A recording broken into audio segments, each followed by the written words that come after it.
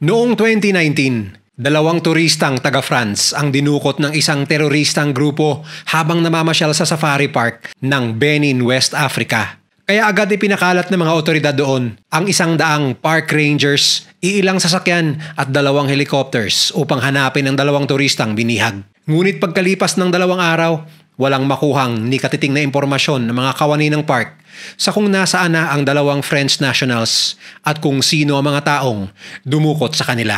Nang malaman ng gobyerno ng France ang nangyari, walang sinayang na oras. Pinadala nila ang kanilang pinakamalupit at magigiting na French commandos upang tugisin ang mga teroristang kidnappers. Bawiing buhay ang 2 sa kanilang mamamayan at ipamukha sa mga salarin na nagkamali sila ng bansang binangga. At ang mga sumunod na pangyayari ay naging isa sa pinakamaaksyong kidnapping rescue operations sa kasaysayan ng French military. Mr.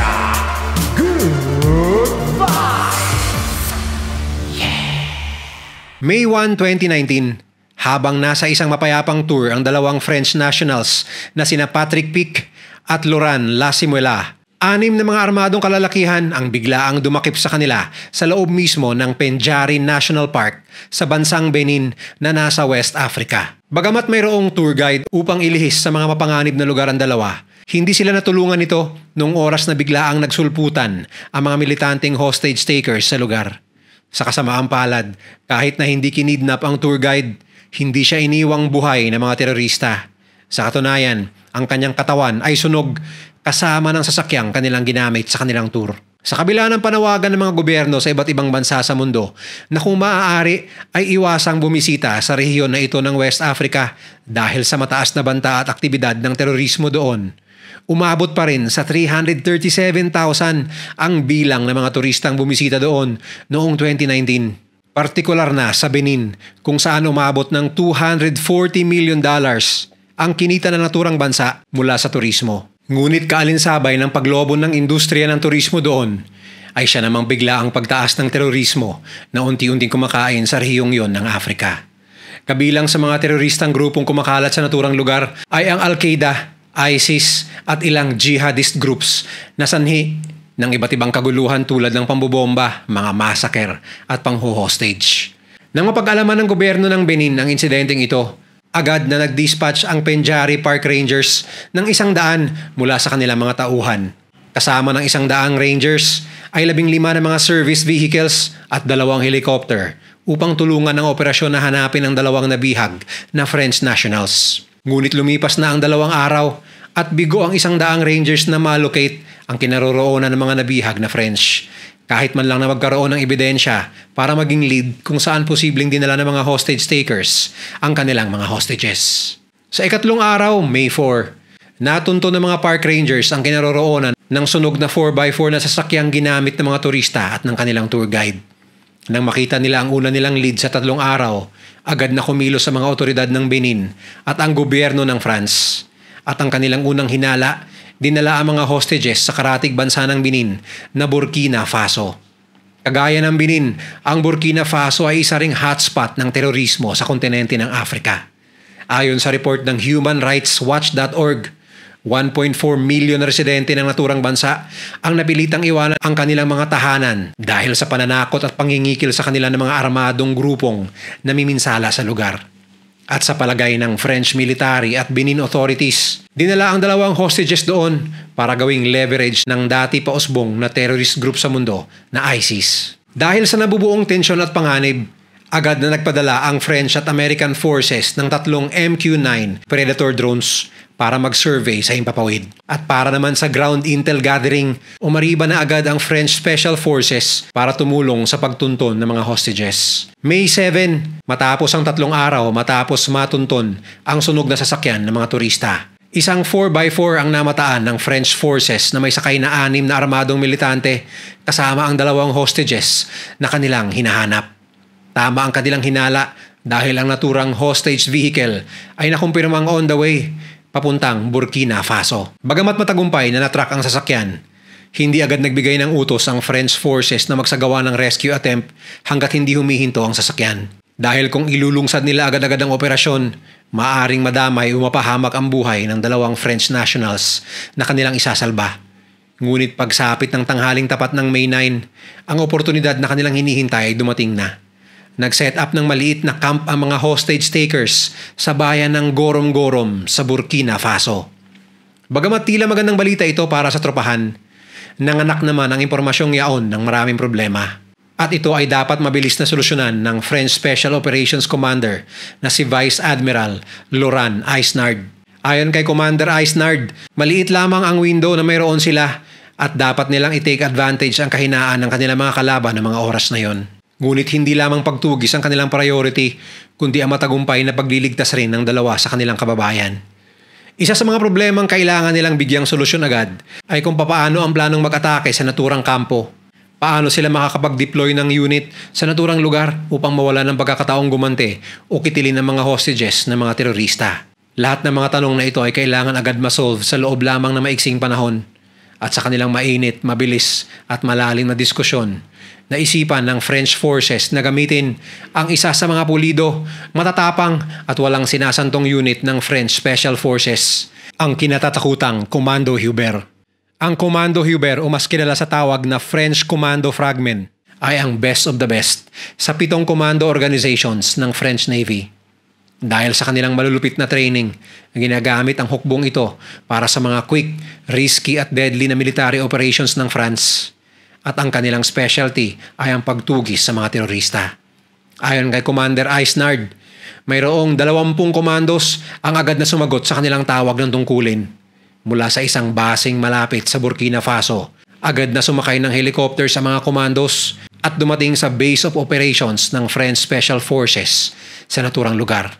Nang mailahad ni Commander Isnard ang lahat ng mga detalyeng nakalap ng kanyang mga tauhan mula sa kanilang secret tracking operation, agad na nakipag-cooperate ang Commando Hubert upang gumawa ng isang elaborate na planong pagsagip sa mga hostages at pagtugi sa mga armadong militante sa pusod ng kalabang teritoryo na walang ma-attract na iba pang mga grupong handang saluhin ang kapwa nila mga terorista.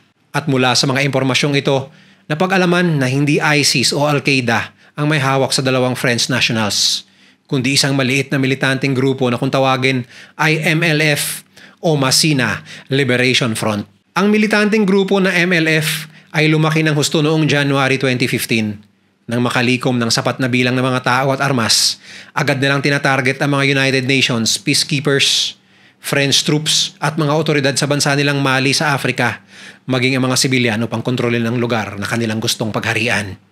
Bagamat nagtatagumpay sila sa mga maliliit nilang kalokohan, lingid sa kanilang kaalaman, kakaharapin nila ang isa sa pinakamalaki at mabigat na sandatahang lakas sa mundo. Ang sandatahang lakas na kinikilalang pinakamalakas na asset ng NATO at pinakamagagaling sa French military. Matapos ang masusing pag-uusap, ayon na rin kay Commander Isnard, ang plano para isalba ang mga hostages at itumba ang mga terorista ay magsisimula sa paghatid ng 20 commandos sa pamamagitan ng isang chopper at maglalanding na may tamang layo mula sa kanilang target. Gagawin ito upang hindi marinig at makita na mayroong paparating sa lokasyon ng mga terorista at hindi mabulilyaso ang plano.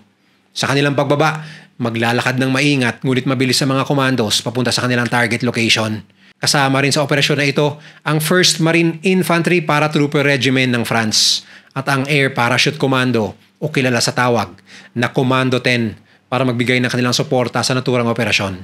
Mula sa dalawang adisyonal na puwersa, nakakuha ng dagdag na bilang ng assault force ang French Special Operations para i-assist ang Commando Hubert sa misyon. At para lalong paigtingin ang puwersa at siguraduhin ang tagumpay, ipinaabot ng United States military sa pamamagitan ng pagbibigay ng intel at overhead support. Walang kaalam-alam ang MLF sa nagbabadyang nagsasanib na malahiganting puwersang tatambad sa kanila. Dito marahil nila marirealize na malaki ang kailangan nilang pagbayaran sa paggambala ng kapayapaan at pagbangga sa bansang France. Kinagabihan ng May 9, na-finalize ang plano na agad inapprove ng Chief of Defense ng France at mabilis rin na naipasa ang impormasyon sa French President na si Emmanuel Macron na kasalukuyang nooy nasa Romania para sa isang presidential visit. Nang matutunan ang implikasyon ng sitwasyon at ang status ng kanilang sandatahang lakas sa Burkina Faso, walang pagdadalawang isip at agad na binigyan ng French President ang operation ng green light. At pagkarinig ng go signal ng kanilang presidente, agad na bumiyahe ang pinagsama-samang French forces mula sa kapital ng Burkina Faso na Ouagadougou papuntang Gorom-Gorom, ang target location sa Burkina Faso kung saan nagkakampo ang mga terorista. May layong 270 kilometers ang daan patungong kaligtasan ng dalawang French nationals at 270 kilometers din ang layo ng tila puwersa ni kamatayan na bubulaga sa MLF militants. Ngunit imbis na karet ang dala ni kamatayan, matataas na kalibre ng mga rifles at machine guns ang tatapos sa karahasang hinahasik ng teroristang grupo. Lula ng mga helicopters mula 4th Special Forces Helicopter Regiment. Iisa lang ang nasa isip ng 20 komando Huberts. Rescue the hostage. Neutralize the targets.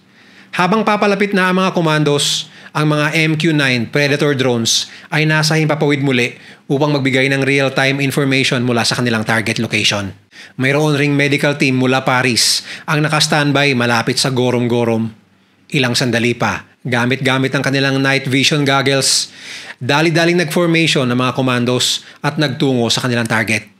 Sa kanilang paglapit, unti-unti nilang naaninagan ang 4 na tents na sinet up ng MLF members at ang 4x4 vehicle na sinakyan ng grupo upang itransport ang kanilang mga hostages. At sa kanilang patuloy na pagmamanman, nakita nila ang isang militante sa labas na ginagwardyahan ng perimeter ng kanilang munting hideout. Sa may layong 10 metro mula sa kampo ng mga militante, isa sa mga komando ang nagpatumba sa naturang gwardya gamit ang kanyang sniper rifle na may nakakabit na silencer. At sa isang kalabit lamang, bulagta agad ang isang miyembro ng MLF. Ngunit kaalinsabay ng asintadong tira mula sa Komando Hubert, siya namang naalerto ang natitirang mga kasapi na militanteng unit na yun. At ilang sandali pa, ilang bulungan at pagkakasa ng rifle ang narinig ng French forces mula sa kampo. At dito na-realize ang tropahan na kailangan nilang bilisan ang kanilang pagkilos. Wala pang 1 minuto mula nang bumagsak ang una sa kanilang mga target, agad na nagsimula na sa paglusob ang hukbo ng French forces upang tugisin ang mga armadong militante at iligtas ang mga hostages mula sa kanilang pagkakabihag. Agad-agad na nag-push forward ang mga komando sa mga tents na nasa naturang lugar. Nakaharap nila ang 3 pang mga militanteng gulat na gulat sa pagpasok ng tila mukha ni kamatayan sa inaakala nilang safe na kuta. Dahil dito, umaatikabong close-range combat ang nangyari mula sa puwersa ng commandos at militanteng grupo. Sa kanilang pagsalakay, 2 pang mga militante ang kanilang napatumba habang ang iba naman ay kumaripas ng takbo at tuluyang nakatakas mula sa matalim na karet ng kamatayang ipinadala sa kanila ng France. Matapos na isweep at maklear ang lugar, 4 na terorista ang bumulagta at nakita ng French commandos ang 2 nilang primary objective na mga French nationals. Ngunit sa kanilang paghahanap, nagulat sila sa kanilang nadiskubre. Bukod sa 2 buhay at nasa mabuting kondisyon na French nationals na sina Patrick Pic at Laurent Lasimuela, kabilang rin sa mga na-rescue ng French commandos ang isang South Korean national at isang American national na kasama sa tent kung saan tinatago ng MLF members ang kanilang hostages. Walang naiulat ang mga gobyerno ng Amerika at South Korea na mayroon silang citizen na bihag na nasa Burkina Faso. Kaya ganoon na lamang ang sorpresa ng komandos na hindi lang 2 kundi 4 na buhay ang kanilang nailigtas. Bagamat magandang balita ito para sa marami, naging malungkot naman ang operasyon para sa mga kasamahan sa Special Operations Unit na yon. Dahil matapos ang umaatikabong bakbakan sa pagitan nila at ng MLF forces, sina Cedric de Perepont at si Alain Bortinseo na pawang mga miyembro ng Komando Hubert ay nasawi sa gitna ng engkwentro. May 14, 2019, isang National Memorial Service ang ginawa sa Paris para sa 2 pumanaw na komandos na dinaluhan ng libo-libong tao at ang kanilang mga lumuluhang mga mahal sa buhay. At ang 2 magigiting na sundalo na nag-alay ng kanilang buhay sa ngalan ng serbisyo ay ginawaran ng parangal na Legion of Honor, ang pinakamalaking military award na maaaring ibigay sa France. At para naman sa 4 na nailigtas mula sa pagkaka-hostage, sila ay sinalubong ng French President na si Emmanuel Macron sa Villacoublay Airport sa France. At matapos maisa publiko ang nangyaring operasyon, agad na nag-update ang maraming bansa ng kani-kanilang travel advisories at ini-highlight na ang Burkina Faso ay mataas ang risk ng kidnapping at hostage taking. Sayang at ang isang bansang mataas sana ang potensyal na makaahon sa kahirapan dahil sa lakas ng kanilang turismo ay lalo lamang lalagapak dahil sa mga kalokohan ng mga militanteng grupo at terorista. Ang mga kaganapan sa kidnapping rescue operations na ito ay patunay lamang na sa buhay natin dito sa mundong ibabaw, palaging meron talagang puwersang masasama na naghihintay lang na pagkakataong maghasik ng lagim. Ngunit nakakatuwa namang isipin na may mga mabubuting puwersa din na handang ialay ang kanilang buhay upang ipatupad ang katiwasayan at hustisya. At sa kwentong ito, sila ay ang mga French Commandos. Kung nag-enjoy ka sa video na ito, i-share mo naman sa iba at mag-subscribe ka na rin. Huwag kalimutang panoorin yung mga videos na nasa kanan para lalo pang maubos ang oras mo.